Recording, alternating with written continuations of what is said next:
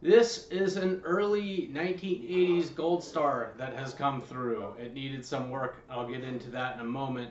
The 70s and early 80s Gold Stars are particularly revered, but I don't think there's a bad year for them. I actually really like these, and I'm not much of a resonator banjo person, but these are really cool. And this one has features that I prefer as opposed to the typical things that bluegrass players are looking for, such as the flathead ring and the one-piece flange. This banjo has an arch top and it has the two-piece flange, which I think is a better system because if you want, you can make it an open back and you don't have that flange cutting into your thigh. Also, Doc Boggs used that, and I am more interested in Doc Boggs and a lot of other Mastertone players. Doc Boggs, Charlie Poole, I guess. So anyway, I had to repair part of that flange because at some point years ago, this top plate got wedged under the bracket that holds the tailpiece, and that was bent. So that's been sorted out. The action was so low there was buzzing going on all beyond the fifth fret. So I could not provide any relief to the neck at the truss because the truss rod was actually slack. It's just a single action truss. So I adjusted the pitch of the neck down here at the coordinator rods, and I swapped out the original 5/8 bridge just for the neck size up. The head has been tuned to about A sharp, and that's that. It plays great. Somebody at some point had installed the Schaller Keith tuners there. Okay, I'm not crazy about Keith tuners because if I'm going into open D, I've still got to mess around with my fifth string. There was a time I had a Keith tuner on my fourth string so I could go from D to drop C because I used that C tuning quite a bit. But every time I would do it, my G was always slightly out, and it just seemed to be more hassle than it was worth. It really wasn't saving me the time, but they're still cool. They're still really fun. You know, that's a cool sound. There's no denying it. It's a gimmick to me, but it's a cool gimmick. So anyway, this is, I don't normally wear picks, so this is different. But I also think these make really good for frailing, especially since this little arch top gets a little pocket right here, right before the neck joins the body, which is where I typically am at if I'm frailing.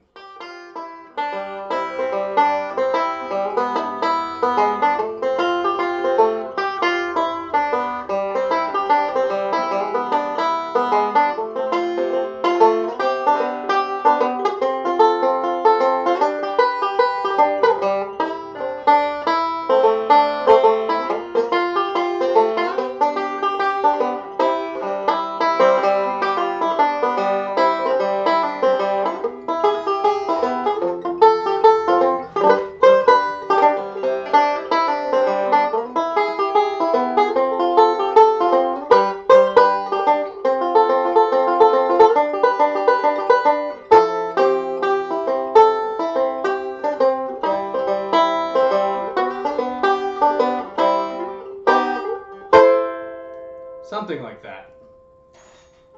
But like I said, I think these make good for frailing as well, because that little cup here produced by the Archtop ring is just gives you a good space to dig in a little deeper without fear of really hitting the head, making that audible sound too much. So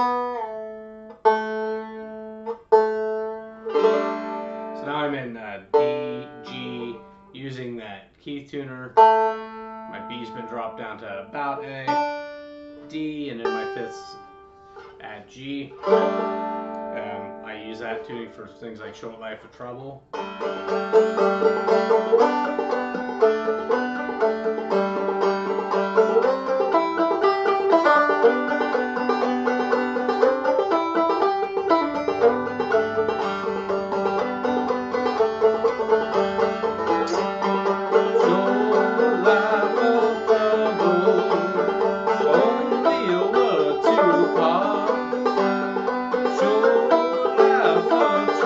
Dear girl, for a boy with a broken Something like that. Anyway, early 1980s, Gold Star Mastertone style Archtop 2-piece flange, Keith Tuner's Hearts and Flowers inlays. Really awesome banjo. If I was in the mood for a resonator style banjo, this would absolutely be what I'd go for. This is almost certainly the highest end banjo I've had in for repairs recently. So, hooray.